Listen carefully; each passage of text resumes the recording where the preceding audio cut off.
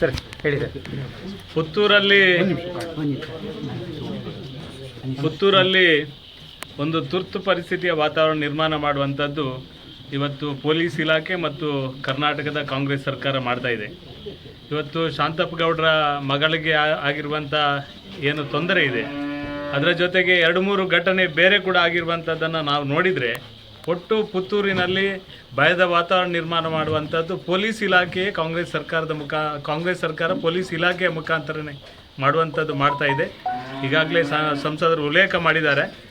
ಒಟ್ಟು ನಾವು ಎಲ್ಲ ಸಂಗತಿಗಳನ್ನು ತಿಳ್ಕೊಂಡಾಗ ನಮಗೆ ಅನಿಸುವುದು ಪುತ್ತೂರಿನಲ್ಲಿ ಹಿಂದೂಗಳಿಗೆ, ಭಾರತೀಯ ಜನತಾ ಪಾರ್ಟಿಯ ಕಾರ್ಯಕರ್ತರಿಗೆ ಯಾರಿಗೂ ಕೂಡ ರಕ್ಷಣೆ ಇಲ್ಲದ ವಾತಾವರಣ ನಿರ್ಮಾಣ ಆಗಿದೆ.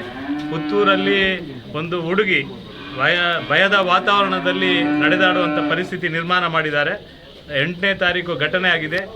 ಯಾವಾಗಲೂ 8ನೇ ತಾರೀಕು ಯಾವಾಗ ಘಟನೆ ಆಗ್ತದೆ, ಆ ಘಟನೆ ಆದ 1 ಗಂಟೆಯಲ್ಲಿ FIR ಮಾಡಲಿಕ್ಕೆ ಈ SP ಅವರಿಗೆ ಮತ್ತು ಪೊಲೀಸ್ ಇಲಾಖೆಗೆ ಗೊತ್ತಿದೆ. ಆದರೆ 6:45ಕ್ಕೆ ಆದ ಘಟನೆಯನ್ನು ರಾತ್ರಿ 8-8:15 ಆದರೂ ಕೂಡ ಪೊಲೀಸ್ ಇಲಾಖೆ ಕೇಸು ದಾಖಲು ಮಾಡೋದಿಲ್ಲ. ನಮಗೆ ವಿಚಿತ್ರ ಆಗೋದು, ಆ ಹುಡುಗಿಗೆ ಅನ್ಯಾಯ ಆಗಿದೆ ಅಂತ ತಂದೆ ಮತ್ತು ಸಂಬಂಧಿಕರು ಹೋದರೆ ಸಂಬಂಧಿಕರ ಮೇಲೇ ಕೇಸು ಮಾಡುವಂಥ ಯಾವ ಪರಿಸ್ಥಿತಿ ಜಿಲ್ಲೆಯಲ್ಲಿ ಮತ್ತು SP ಅವರು ಮತ್ತು ಈ ಸಂಗತಿಯನ್ನು ನೋಡ್ಕೊಳ್ತಿದ್ದಾರೆ ಎನ್ನುವುದನ್ನು ನಾವು ನೋಡ್ತಾ ಇದ್ದೇವೆ. ಭಾರತೀಯ ಜನತಾ ಪಾರ್ಟಿಯ ಕಾರ್ಯಕರ್ತರಿಗೆ ಮತ್ತು ನಮ್ಮ ಹಿಂದೂ ಸಂಘಟನೆ ಅಥವಾ ಹಿಂದುತ್ವ ವಿಚಾರಕ್ಕೋಸ್ಕರ ಹೋರಾಟ ಮಾಡುವಂಥ ಯಾರಿಗೂ ಕೂಡ ತೊಂದರೆ ಆದರೆ ಅದನ್ನು ಬಿಡುವಂಥ ಪ್ರಶ್ನೆಯೇ ಇಲ್ಲ. ನಾವು ಯಾರಿಗೆ ಹೇಳಬೇಕು, ಯಾರ ಹತ್ರ ಮಾತಾಡಬೇಕು, ಯಾರ ಗಮನಕ್ಕೆ ತರಬೇಕು, ಎಲ್ಲ ರೀತಿಯ ವ್ಯವಸ್ಥೆಯನ್ನು ನಾವು ಮಾಡ್ತೇವೆ. ಭಾರತೀಯ ಜನತಾ ಪಾರ್ಟಿ ಸಂಪೂರ್ಣವಾಗಿ ಈ ಒಂದು ಕುಟುಂಬದ ಒಟ್ಟಿಗೆ ನಿರಂತರವಾಗಿರ್ತದೆ. ಭಾರತೀಯ ಜನತಾ ಪಾರ್ಟಿಯ ಕಾರ್ಯಕರ್ತರು ಇವತ್ತು ನಮಗೆ ಮನಸ್ಸು ಮಾಡಿದರೆ ಇದರ ಬಗ್ಗೆ ಒಂದು ದೊಡ್ಡ ಹೋರಾಟವನ್ನು ಮಾಡ್ಬೋದಿತ್ತು. ಆದರೆ ಇನ್ನಾದರೂ ನೀವು ಎಚ್ಚೆತ್ತುಕೊಂಡು ಸರಿ ಮಾಡುವಂಥ ಕೆಲಸವನ್ನು ಮಾಡಿ. ಇಲ್ಲದಿದ್ದರೆ ಮುಂದಿನ ದಿನಗಳಲ್ಲಿ ಭಾರತೀಯ ಜನತಾ ಪಾರ್ಟಿ ಈಗ ಸಂಸದರು ಹೇಳಿದ ರೀತಿಯಲ್ಲೇ ಯಾವ ರೀತಿಯ ಹೋರಾಟವನ್ನು ಮಾಡಬೇಕು, ಯಾವ ರೀತಿ ನ್ಯಾಯವನ್ನು ಕೊಡಿಸುವಂಥ ಕೆಲಸವನ್ನು ಮಾಡಬೇಕು, ಅದನ್ನು ಭಾರತೀಯ ಜನತಾ ಪಾರ್ಟಿ ಮಾಡ್ತದೆ. ವಿಶೇಷವಾಗಿ ನನಗೆ ಅನಿಸುವುದು, ಮಾಧ್ಯಮಗಳ ಮೇಲೆ ಕೂಡ ಇವತ್ತು ಕೇಸು ದಾಖಲಿಸುವಂಥ ಕೆಲಸ ಮಾಡಿದ್ದಾರೆ. ಅಂದರೆ ಇವತ್ತು ಯಾರನ್ನೂ ಸಹ ಬಿಡುವುದಿಲ್ಲ. ನ್ಯಾಯ ರೀತಿಯಲ್ಲಿ ನಡ್ಕೊಳ್ಳುವಂಥ ವಾತಾವರಣ ಇಲ್ಲಿ ಇಲ್ಲ. ಇಲ್ಲಿಯ ಶಾಸಕರು ಏನು ಮಾಡ್ತಾರೆ ಗೊತ್ತಿಲ್ಲ. ಎಲ್ಲ ವಿಷಯಕ್ಕೆ ಅವರು ಎಲ್ಲ ರೀತಿಯ ಪ್ರತಿಕ್ರಿಯೆಯನ್ನು ಕೊಡ್ತಾರೆ. ಇದರ ಬಗ್ಗೆ ಚಾಚು ತಪ್ಪದೆ ಸುಮ್ಮನೆ ಕೂತಿದ್ದಾರೆ. ಅವರು ಪ್ರತಿಕ್ರಿಯೆಯನ್ನು ಕೊಡಬೇಕು. ಈ ರೀತಿ ಮಾಧ್ಯಮದ ಮೇಲೆ, ಈ ರೀತಿ ಒಂದು ಸಣ್ಣ ಪ್ರಾಯದ ಹುಡುಗಿಯ ಮೇಲೆ ಈ ಥರದ ವಾತಾವರಣ ನಿರ್ಮಾಣ ಆದಾಗ ಒಬ್ಬರು ಶಾಸಕರು ಇದರ ಬಗ್ಗೆ ಪ್ರತಿಕ್ರಿಯೆಯನ್ನು ಕೊಡಬೇಕು. ಇವರು ಇದಕ್ಕೆ ಸಪೋರ್ಟ್ ಮಾಡಿದಾರಾ ಅಥವಾ ಕರ್ನಾಟಕದಲ್ಲಿ ಕಾಂಗ್ರೆಸ್ ಸರ್ಕಾರ ಅಥವಾ ಉಸ್ತುವಾರಿ ಸಚಿವರು ಯಾರು ಇದಕ್ಕೆ ಪ್ರೇರಣೆ ಕೊಟ್ಟಿದ್ದಾರೆ? SP ಅವರಿಗೆ ಇಷ್ಟು ಒತ್ತಡ ಹಾಕಿದವರು ಯಾರು?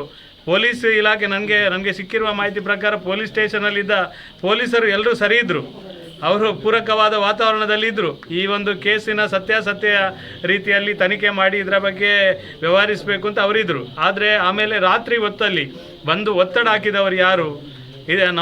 ನಮ್ಮವರ ಮೇಲೆ ಕೇಸ್ ಮಾಡಲಿಕ್ಕೆ ಒತ್ತಡ ಹಾಕಿದವರು ಯಾರು? ಚೂರಿ ಹಿಡ್ಕೊಂಡವನ ಮೇಲೆ ಕೇಸಿಲ್ಲ. ಅಮಾಯಕ ಹುಡುಗಿಯ ಮೇಲೆ ಕೇಸ್ ಹಾಕುವುದಂದರೆ ಇನ್ನು ಮುಂದಕ್ಕೆ ಈ ದಕ್ಷಿಣ ಕನ್ನಡ ಜಿಲ್ಲೆಯಲ್ಲಿ ಒಂದು ಹುಡುಗಿ ಯಾವ ರೀತಿ ಪೊಲೀಸ್ ಸ್ಟೇಷನ್ಗೆ ಹೋಗುವುದು ಅಂತ ಎಲ್ಲರೂ ಆಲೋಚನೆ ಮಾಡುವಂಥ ಪರಿಸ್ಥಿತಿ ನಿರ್ಮಾಣ ಆಗಿದೆ.